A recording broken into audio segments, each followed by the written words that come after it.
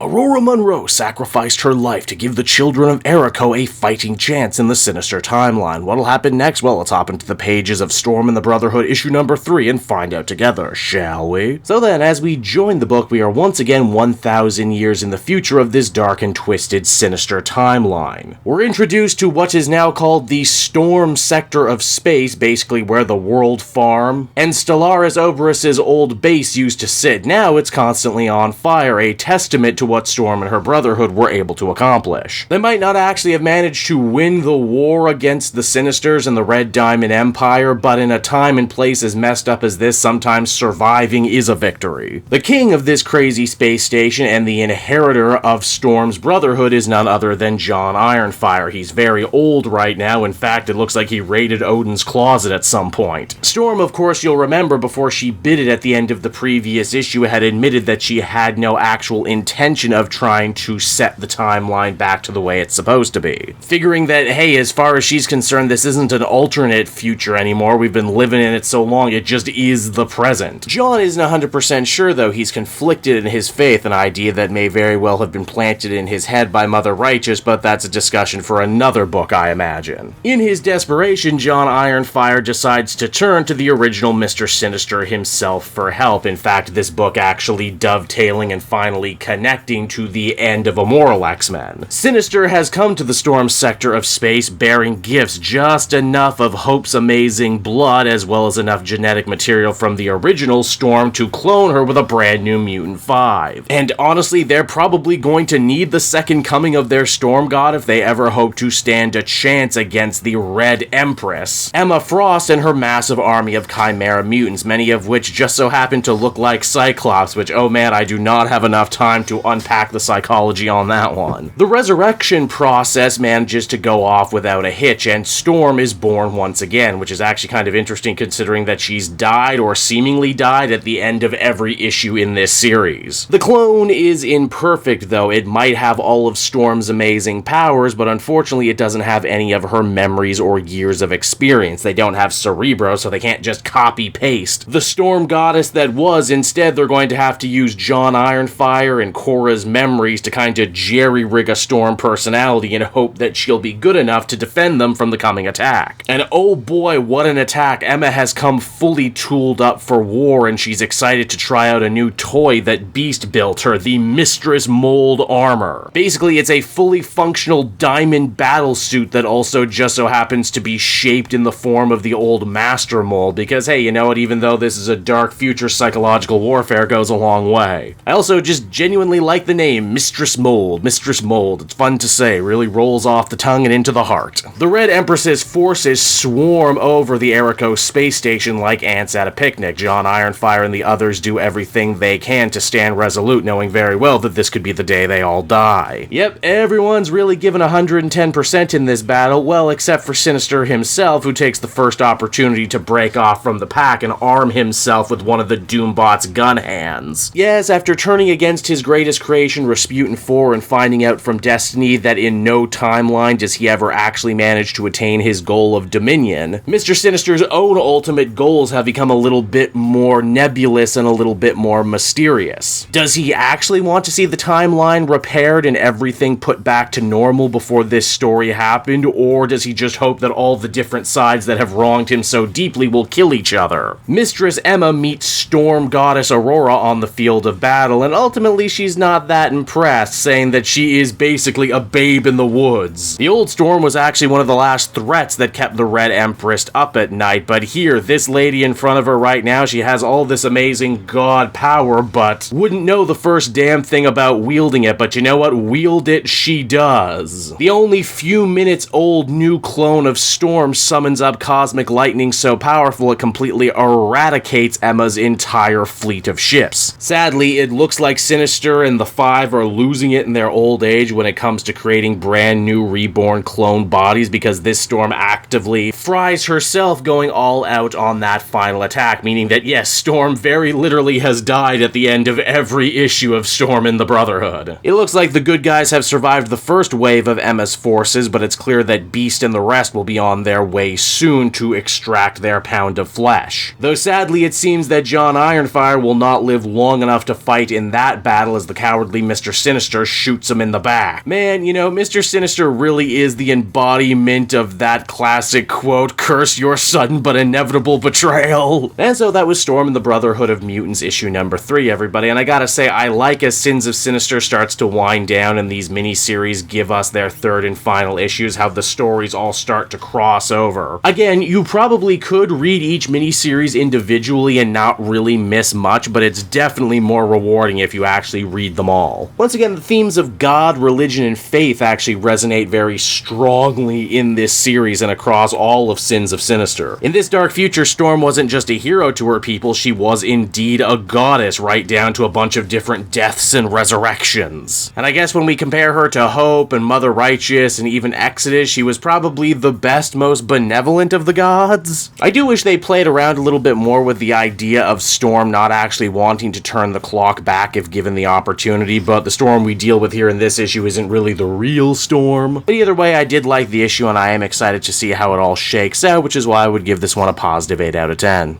Hey there everyone, Cape Joel again, and I want to thank you so much for watching to the end of the video. As always, if you liked what you see, be sure to like, subscribe, comment. It really helps drive engagement and helps me out too. Also, if you are a patron, which you can become for as little as $1 a month, you will get exclusive content that no one else can ever see, and you'll get to see the Comic Multiverse podcast before anyone else too. You can check out all this and more down in the description. And until next time everyone, this has been Cape Joel, and I'll see you all next time. Cheers.